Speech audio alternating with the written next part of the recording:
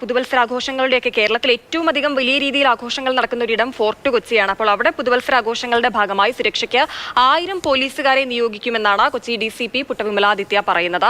മദ്യപിച്ചും അശ്രദ്ധമായും വാഹനം ഓടിക്കുന്നവരെ പിടികൂടാൻ വ്യാപക പരിശോധന നടത്തും. ഫോർട്ട് കൊച്ചിയിൽ ആളുകളുടെ തിരക്കനുസരിച്ച് കൂടുതൽ നിയന്ത്രണങ്ങൾ ഏർപ്പെടുത്തുമെന്നും DCP അറിയിച്ചിട്ടുണ്ട്. സുരക്ഷാ ക്രമീകരണങ്ങൾ കുറേ ഉറപ്പുവരുത്തിയിട്ടുണ്ട്. ഒന്നാമത്തത് CCTV ക്യാമറകൾ, മതിയായ ക്യാമറകൾ സ്ഥാപിച്ചിട്ടുണ്ട്.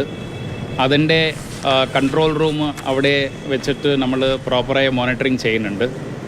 രണ്ടാമത്തത് ഈ തെഫ്റ്റുകൾ, മറ്റ് മിസ്ബിഹേവിയർ തടയാൻ വേണ്ടി വനിതാ പോലീസ്, മറ്റ് പോലീസ് ഉദ്യോഗസ്ഥരെ പ്ലെയിൻ ക്ലോത്തിൽ നമ്മൾ ഡിപ്ലോയ് ചെയ്തിട്ടുണ്ട്. മയക്കുമരുന്ന് ഉപയോഗം, മറ്റ് അതിൻ്റെ ഡിസ്ട്രിബ്യൂഷൻ തടയാൻ വേണ്ടി നമ്മുടെ ഡാൻസ് ഓഫ് ടീം ആക്റ്റീവായിട്ടുള്ള കുറച്ച് പ്ലേസുകളിൽ നമ്മൾ ഡിപ്ലോയ് ചെയ്യുന്നുണ്ട്.